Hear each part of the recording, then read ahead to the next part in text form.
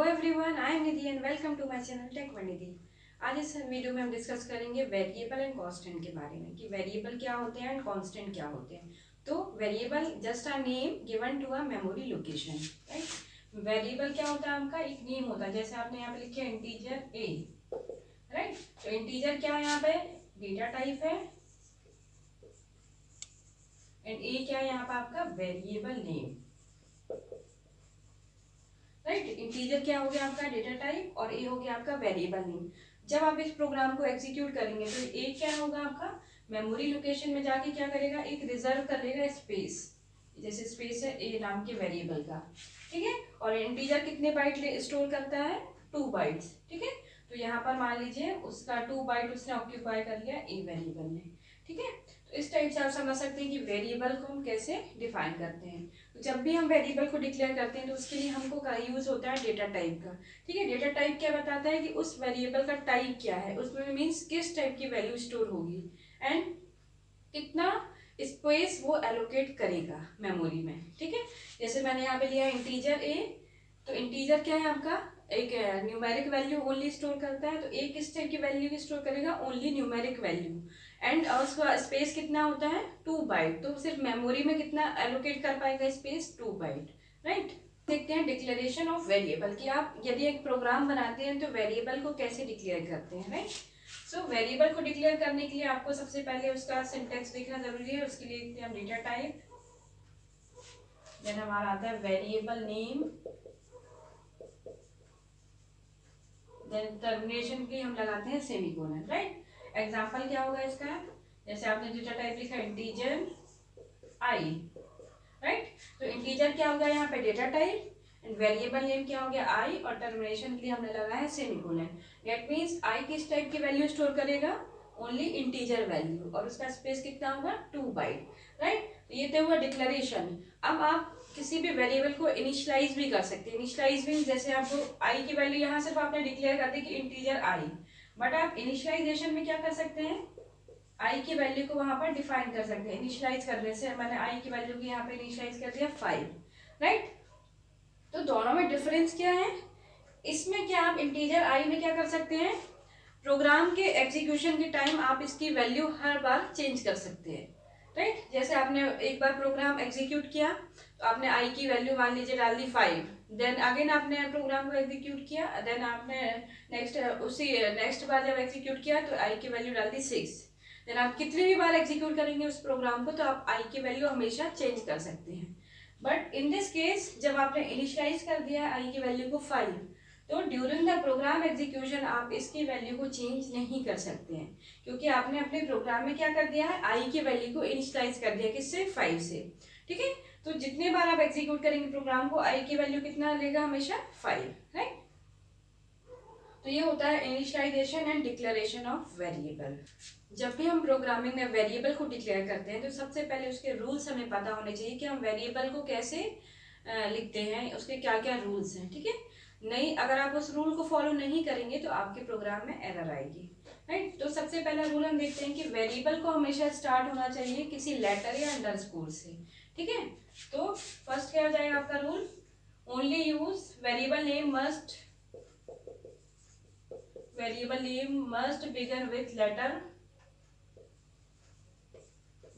begin with letter or underscore,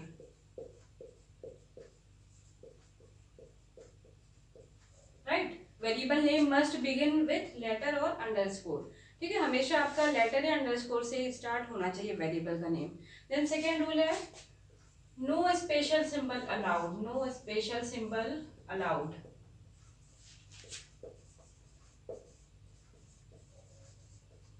no special symbol allowed. सिर्फ आपका special symbol में कौन सा सिंबल अलाउड है, ओनली अंडरस्कोर। इसके अलावा आप कोई भी स्पेशल सिंबल का यूज नहीं कर सकते हैं वेरिएबल को डिक्लेयर करने। ना ही आप डॉलर सिंबल का यूज कर सकते हैं, ना ही परसेंटेज का, ना ही आप माइनस प्लस, ठीक है। ये किसी का आप स्पेशल सिंबल का यूज नहीं कर सकते, ओनली आपका स्पेशल सिंबल में यूज होगा अंडरस्कोर, राइट।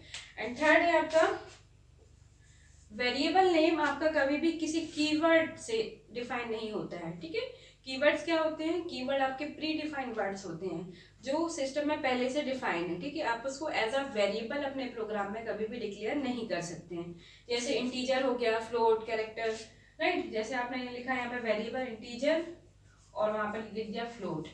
तो फ्लोट क्या आपका एक डेटा टाइप है जो कि पहले से प्री डिफाइंड है, राइट। तो आप उसको एज अ वेरिएबल कभी भी अपने प्रोग्राम में डिक्लेयर नहीं कर सकते हैं। या आपका मेन हो गया या आपका stdio कुछ हो गया, राइट। इस टाइप से हम जो प्री डिफाइंड वर्ड है उनको कभी भी अपने प्रोग्राम में यूज नहीं कर सकते। Variable are case sensitive, right. Next rule है हमारा केस सेंसिटिव। केस सेंसिटिव होते हैं वेरिएबल। केस सेंसिटिव मीन्स आप उसको upper case and lower case दोनों में लिख सकते हैं। अपर केस मीन्स आपको जैसे लिखना है ABC and lower case ABC, तो both are allowed in variable name, ठीक है। वेरिएबल नेम में आप दोनों यूज कर सकते हैं। जैसे हमने लिखा फर्स्ट, आपका F कैपिटल हो सकता है RIRST लाइक दिस, ठीक है।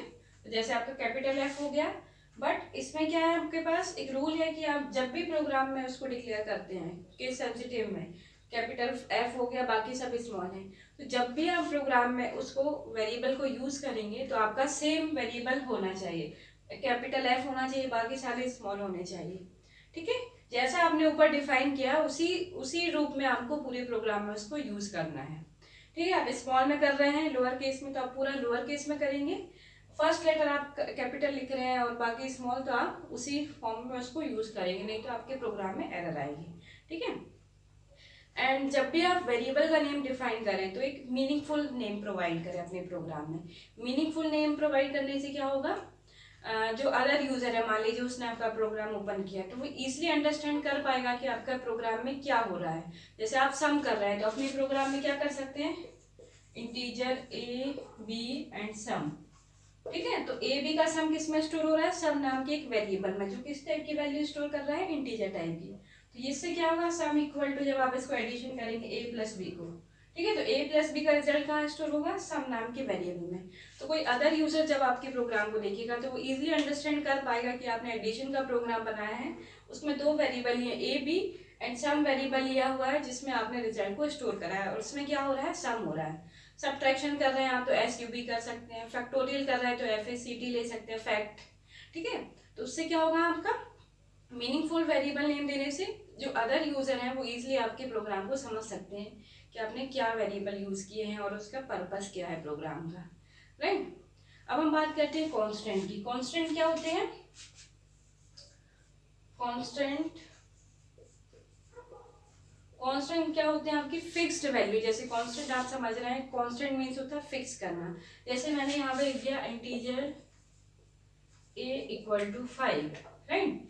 सो ड्यूरिंग द प्रोग्राम एग्जीक्यूशन आप इसकी वैल्यू को चेंज नहीं कर सकते हैं, ठीक है। ये डिफरेंस होता है वेरिएबल एंड कांस्टेंट में। वेरिएबल में क्या कर सकते हैं आप, ड्यूरिंग द प्रोग्राम एग्जीक्यूशन आप कितने भी टाइम उस वैल्यू को, वेरिएबल को चेंज कर सकते हैं। बट यदि आपने वैल्यू को यहाँ पर फिक्स कर दिया है कि A की वैल्यू हमेशा ही 5 रहेगी पूरे प्रोग्राम में, ठीक है, तो आप उसको प्रोग्राम के एग्जीक्यूशन के टाइम चेंज नहीं कर सकते, क्योंकि आपने वैल्यू को क्या कर दिया, यहाँ पर फिक्स कर दिया। कांस्टेंट में आ गया integer A equal to 5, right. तो ये बेसिक डिफरेंस है आपका कांस्टेंट एंड वेरिएबल में।